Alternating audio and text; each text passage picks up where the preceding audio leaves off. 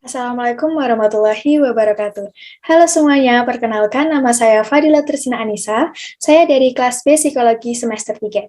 Di sini saya akan mempresentasikan tugas dari mata kuliah Islam dan Disiplin Ilmu, yaitu saya akan menjelaskan macam-macam penyakit psikosomatik.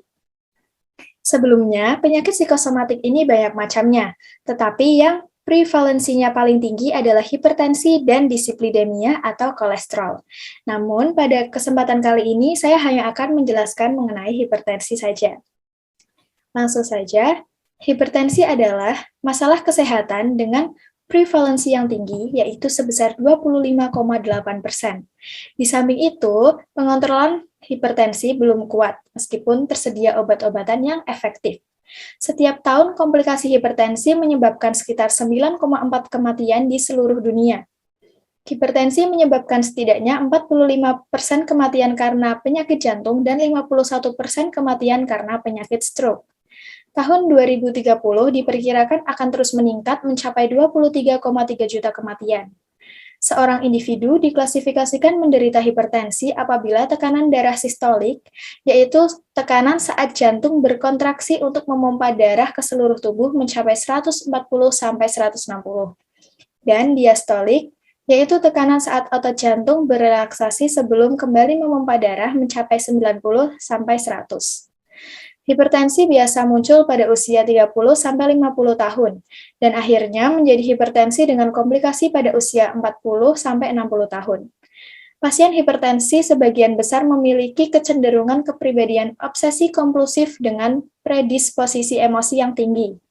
Klien memiliki kebutuhan yang besar dalam cinta dan kekuasaan, pendendam, memulai konflik, dan sulit beradaptasi terhadap stres dan perubahan kondisi. Hipertensi merupakan bentuk psikosomatis dan sering tidak disadari penderitanya, padahal beresiko kematian.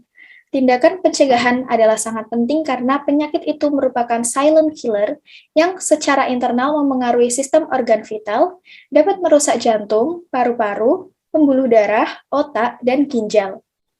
Penanganan hipertensi idealnya dilakukan secara multikomponen dan pendekatan psikologis, khususnya konseling menjadi langkah pertama dan utama dalam terapi.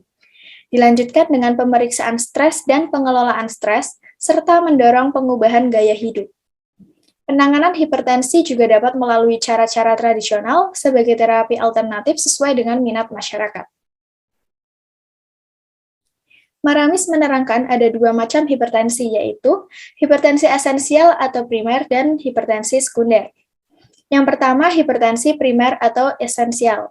Hipertensi primer merupakan gangguan spesifik yang dapat disebabkan oleh gangguan psikis, kepribadian kompulsif, yaitu kondisi di mana penderitanya memiliki kepribadian yang sangat perfeksionis dan terobsesi dengan kesempurnaan dalam semua aspek hidupnya. Yang memiliki predisposisi atau kecenderungan khusus ke arah suatu keadaan atau perkembangan tertentu secara genetik dan telah merepresi dan menekan kekerasan.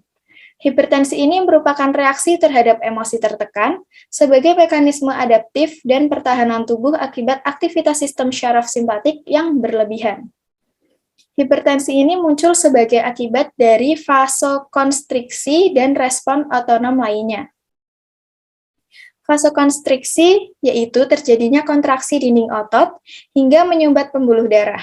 Kondisi ini bisa mengakibatkan disfungsi ereksi. Yang kedua, hipertensi sekunder. Hipertensi sekunder adalah kondisi tekanan darah tinggi yang disebabkan oleh penyakit tertentu. Kondisi ini berbeda dengan darah tinggi pada umumnya atau yang disebut dengan hipertensi primer, yang penyebabnya tidak diketahui. Faktor gejala hipertensi.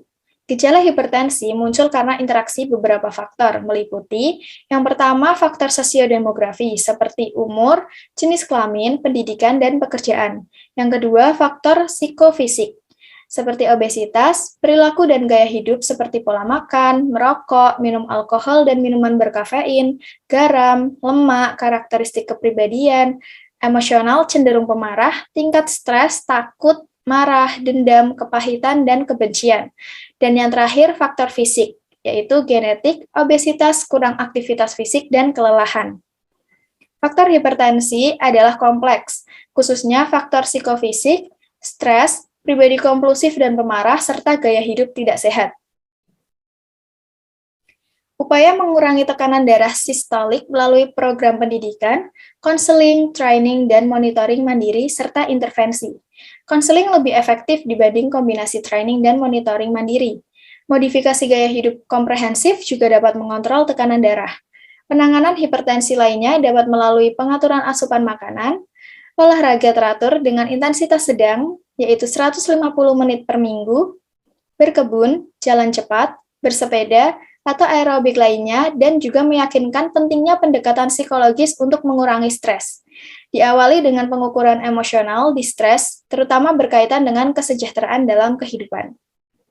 Untuk mengurangi hipertensi bisa juga dilakukan dengan upaya mandiri, dengan pengobatan tradisional seperti modifikasi diet. Diet yang dianjurkan adalah dengan asupan gizi seimbang, yaitu dengan membatasi asupan gula, garam, cukup makan buah, sayuran, kacang-kacangan, biji-bijian, dan makanan rendah lemak jenuh. Selain itu juga dianjurkan makan buah dan sayur 5 porsi per hari karena kandungan kalium dapat menurunkan tekanan darah. Sekian presentasi dari saya, kurang lebihnya mohon maaf. Wassalamualaikum warahmatullahi wabarakatuh. Terima kasih.